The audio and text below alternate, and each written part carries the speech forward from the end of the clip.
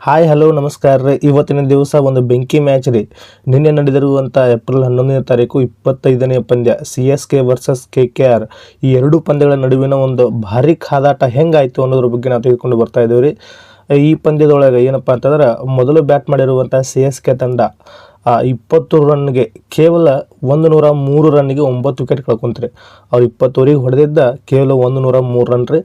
ಆ ಮೊತ್ತವನ್ನು ನಮ್ಮ KKR ತಂಡ ಏನಪ್ಪ ಅಂದ್ರೆ 10 ಪಾಯಿಂಟ್ ಒಂದೇ ಓವರ್ನಾಗ 107 ರನ್ನಿಗೆ 2 ವಿಕೆಟ್ ಕಳ್ಕೊಂಡು ಗೆಲುವಿನ ನಗೆ ಬೀರ್ತ್ರಿ.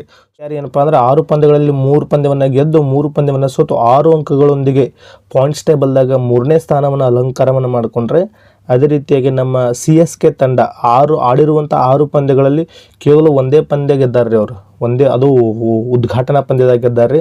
ಅದನ್ನ ಬಿಟ್ಟು ಉಳಿದ 5 ಪಂದ್ಯ ಸೋತು ಇವತ್ತು ಪಾಯಿಂಟ್ಸ್ ಟೇಬಲ್ 9ನೇ ಸ್ಥಾನವನ್ನು ಅಲಂಕಾರವನ್ನು ಮಾಡ್ಕೊಂಡಾರ್ರಿ. ಇನ್ನು ಮ್ಯಾಚಿನ ಸ್ಕೋರ್ ಕಾರ್ಡ್ ವಿಚಾರಕ್ಕೆ ಬರೋದಾದ್ರೆ, ಕೋಲ್ಕತ್ತಾ ನೈಟ್ ರೈಡರ್ಸ್ ತಂಡದ ನಾಯಕ ಅಜಿಂಕ್ಯ ರಹಾನೆ ಟಾಸನ್ನು ಗೆದ್ದ ಕೆಲಸ ಫೀಲ್ಡಿಂಗನ್ನು ಆಯ್ಕೆ ಮಾಡ್ಕೊಂಡ್ರೆ ಅದು ಒಂದು ಸೂಜಿಗದ ಸಂಗತಿ. ಯಾಕಪ್ಪ ಅಂತಂದ್ರೆ CSK ಆಲ್ಮೋಸ್ಟ್ ಅಲ್ಲಿ ಚೇಜಿಂಗ್ ಮಾಡಂಗಿಲ್ಲ ರೀ. ಬಟ್ ಅವರಿಗೆ ಅವ್ರ ಪಿಚ್ಚಿನೊಳಗೆ ಫಸ್ಟ್ ಬ್ಯಾಟಿಂಗ್ ಕೊಟ್ಟರೆ, ಬಟ್ ನಾವೆಲ್ಲ ಅಂದ್ಕೊಂಡಿದ್ದು ಏನೋ ತಪ್ಪು ಮಾಡಿದೇನಪ್ಪ ಅಂತ. ಆದರೆ ಏನು ಮಾಡಪ್ಪ ಅಂದ್ರೆ ಬೌಲಿಂಗ್ ಅದ್ಭುತವಾಗಿರುವಂಥ ಅಟ್ಯಾಕನ್ನು ಮಾಡಿಸಿ ನಮ್ಮ ಚೆನ್ನೈ ತಂಡ ಮೊದಲ ಬ್ಯಾಟಿಂಗ್ಗೆ ಇಳಿತ್ರಿ. ಯಾಕಪ್ಪ ಅಂತಂದ್ರೆ ಇವತ್ತಿನ ಪಂದ್ಯದೊಳಗೆ ನಮ್ಮ ಮಹೇಂದ್ರ ಸಿಂಗ್ ಧೋನಿ ಅವರ ನಾಯಕತ್ವದೊಳಗೆ ಆಡಾಕತ್ತಿದ್ದಾರೆ. ಹೀಗಾಗಿ ಫಸ್ಟ್ ಬ್ಯಾಟಿಂಗ್ ಬಂದಿರುವಂಥ ನಮ್ಮ ನ್ಯೂಜಿಲ್ಯಾಂಡ್ನ ಇಬ್ಬರು ಎಡಗೈ ಬ್ಯಾಟ್ಸ್ಮನ್ಗಳು ಇವರು ಯಾರಪ್ಪ ಅಂದ್ರೆ ರಚೀಂದ್ರ ರವೀಂದ್ರ ಮತ್ತು ಡೆವನ್ ಕಾನ್ವೆ.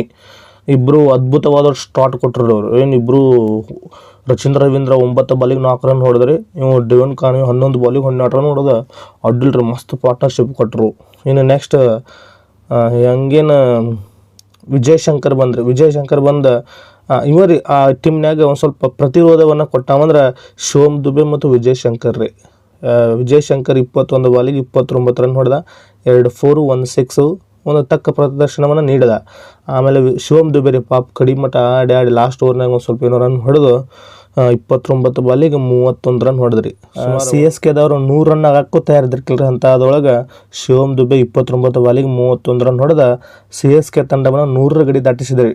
ಆಮೇಲೆ ರವೀಂದ್ರ ಜಡೇಜಾ ಅಶ್ವಿನ್ 1ಕ್ಕೆ ಔಟ್ ಆದ್ರಿ, ಜಡೇಜಾ 0ಕ್ಕೆ ಔಟ್ ಆದ. ದೀಪಕ್ ಹುಡಾರಿ ಅವ್ನು ಇಂಪ್ಯಾಕ್ಟ್ ಆಗಿ ತೊಗೊಂಡ್ರು, ಕರೆ ಅವ್ನು ಏನು ಯೂಸ್ ಇಲ್ಲ.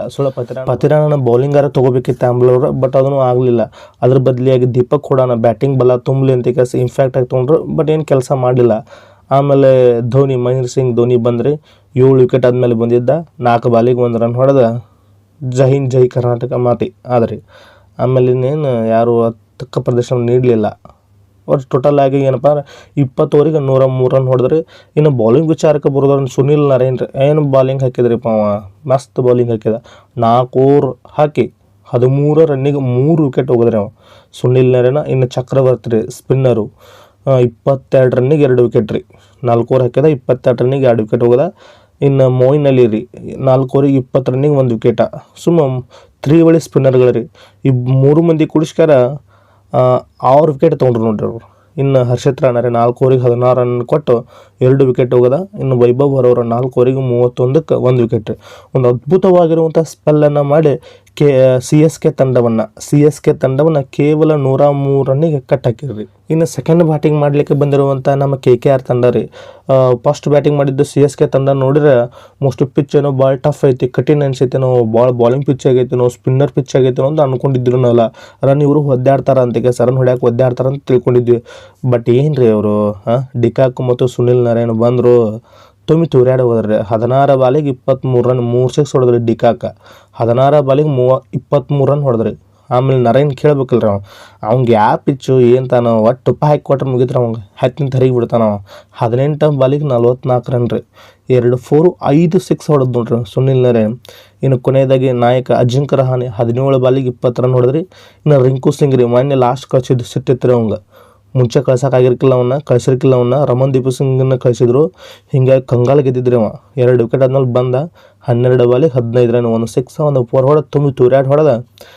ಏನಪ್ಪ 10 ಓವರ್ 1 ಬಾಲಿಗೆ 107 ರನ್ ಹೊಡೆದ ಈ ವಿಜಯವನ್ನು ಸಾಧಿಸಿದ್ರಿ. ಇವತ್ತು ಪಾಯಿಂಟ್ಸ್ ಟೇಬಲ್ದಾಗ KKR 6ನೇ ಸ್ಥಾನದಿಂದ 3ನೇ ಸ್ಥಾನಕ್ಕೆ ಬಂದಾರ ನೋಡ್ರಿ.